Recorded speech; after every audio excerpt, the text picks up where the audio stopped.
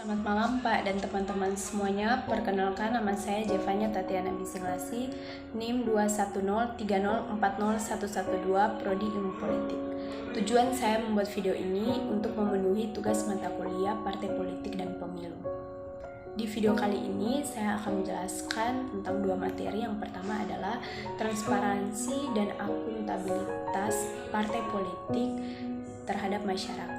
Dan materi yang kedua adalah teori dan partisipasi dalam partai politik. Transparansi dan akuntabilitas partai politik terhadap masyarakat.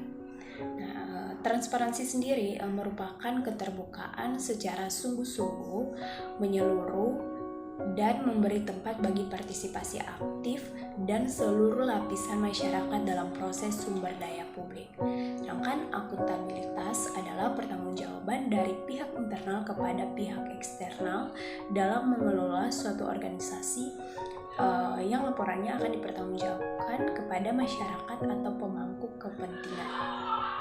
Jadi tidak ada hal yang ditutupi untuk kepentingan institusi atau parpol. Jadi di sini semua harus terbuka dan dipertanggungjawabkan. Dan yang berikut adalah teori dan partisipasi partai politik. Nah, di sini ada 3 teori tentang partai politik. Yang pertama adalah teori kelembagaan, di mana teori ini melihat ada hubungan antara parlemen awal dan timbulnya partai politik. Yang kedua adalah teori situasi historik yang melihat timbulnya partai politik sebagai upaya suatu sistem politik untuk mengatasi krisis yang ditimbulkan dengan perubahan masyarakat secara luas. Nah, yang ketiga adalah teori pembangunan yang melihat partai politik sebagai produk modernisasi sosial ekonomi. Berikut adalah jenis-jenis partisipasi politik dan pemilu. Di sini adalah ada 2 jenis, yaitu partisipasi aktif dan partisipasi pasif. Sedangkan yang berikut adalah peran partai politik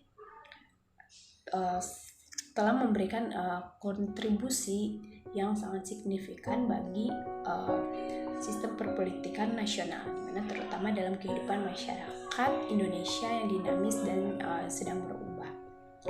Jika kapasitas dan kinerja partai politik dapat ditingkatkan, maka hal ini akan berpengaruh besar terhadap